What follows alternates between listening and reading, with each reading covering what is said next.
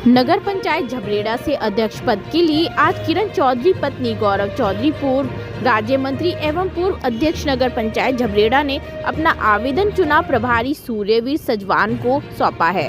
उन्होंने कहा, पूरी निष्ठा और ईमानदारी के साथ नगर पंचायत में विकास कार्य होंगे। इससे पूर्व भी उनके पति गौरव चौधरी द्वारा नगर पंचायत में विकास लगातार कार्य होते रहे हैं और यदि नगर पंचायत की जनता ने उनको मौका दिया तो वह भी विकास कार्य को प्राथमिकता पर रखते हुए कार्य करेंगी। वहीं चुनाव प्रभारी सूर्यवीर सिंह सजवान ने भी मीडिया को जानकारी दी कि आज नगर झबरेड़ा पहुंचे हैं और किरण चौधरी द्वारा उनको कांग्रेस पार्टी में आवेदन किया गया है।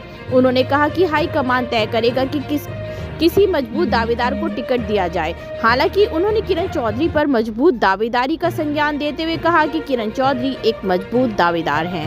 देखिए, मुद्दा कुछ नहीं है, ये एक कस्बा हमारा परिवार है और ये हमारी परंपरा रही कि जब भी कोई चुनाव में प्रतिभाग करते हैं परिवार तो हम पहले एक कस्बे का निर्णय सुनते हैं और कस्बा जिस पे सहमत होता है उसी पे हम लोग आगे। कस्बे ने क्या रणनीति बनाई, क्या था कि हम लोगों ने अपने परिवार में एक निर्णय लिया कि एक बार कस्बे से पूछें, इस बार मैं अपनी धर्मपत्नी को यहाँ से चुनाव में उतारूँ क्योंकि सामान्य सीट है। सामान्य सीट में वैसे तो हर कोई लड़ सकता है, लेकिन ज़्यादातर ये देखा गया है कि सामान्य में ज़्यादातर पुरुष ही लड़ते हैं। लेकिन महिला सशक्तिकरण का ज़माना है, सरकार भी 33% का आरक्षण महिलाओं को दे रही है और कस्बे की बहू अगर कस्बे में चुनाव लड़े तो कस्बा जो है एक परिवार के रूप में चलता है। तो ये निर्णय हमने लिया था परिवार में। फिर हमने कस्बे के 36 बिरादरी के लोग बुलवाए यहाँ पर। वो कोई पब्लिक मीटिंग तो थी नहीं है, लेकिन ये 36 बिरादरी के सब जिम्मेदार व्यक्ति थे।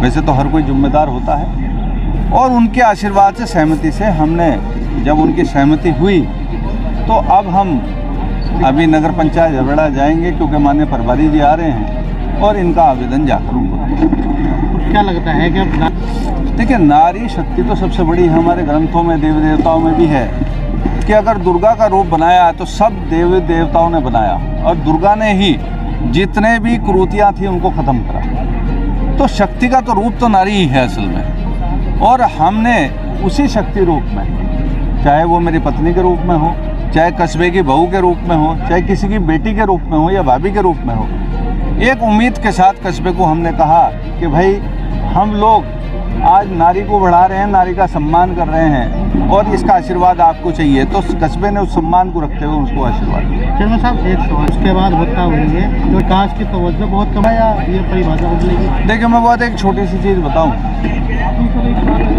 पहले आज से 20 साल पहले का कस्बा क्या था और आज का क्या है, उसका विश्लेषण आप कर सकते हैं। जब मेरे पिता सबसे पहली बार विधायक बने तो 1.5 करोड़ रुपए उस टाइम मायने रखते थे, सरकार से ही पैसा कमाता था। अकेला बरातघर झबरेड़े में बना जो आपके सामने। केदारनाथ बद्रीनाथ की तर्ज पे जिस टाइम लाइट, उत्तर प्रदेश में लाइटों का बड़ा समस्या थी, उत्तराखंड बनने के बाद सुधर गई, तब हमारी स्ट्रीट लाइट जनरेटर से चलती थी कस्बा झबरेड़ा की। ये भी एक मिसाल है। तो ऐसा नहीं है कि कस्बे ने तरक्की नहीं की। और हमारे कस्बे की तो एक खास बात रही कि यहाँ कुछ भी मसला हुआ, चाहे पक्ष रहा राजनीतिक रूप में, चाहे विपक्ष रहा, उस कस्बे ने सबने बैठकर आपस में प्यार मोहब्बत में उस समस्या का समाधान करा। चाहे कोरोना की आपदा आई हो, चाहे किसी चीज़ की आई हो, कहीं ना कहीं हम लोग सब कस्बे को, मैं अपने परिवार इसलिए नहीं कहूँगा क्योंकि कस्बा मेरा परिवार है और मेरे बड़ों ने भी यही सिखाया है कि कस्बे में जो झबरेड़े में आदमी रहता है वो आपका पारिवारिक है, उसे आप ये ना कहो कि वो अलग है। तो हमने उसका सामना। शिक्षा और चिकित्सा, देखिए, शिक्षा में शायद स्कूल सबसे ज़्यादा झबरेड़े में है। छोटा सा कस्बा है, 14,400 कुछ की जनसंख्या है और यहाँ इंटर कॉलेज है, यहाँ लड़कियों का कॉलेज है, यहाँ पर CBSE स्कूल है। अगर आप स्कूल की गणना करेंगे तो कम से कम 6 से 7 स्कूल तो 14,000 की जनसंख्या पे ही है।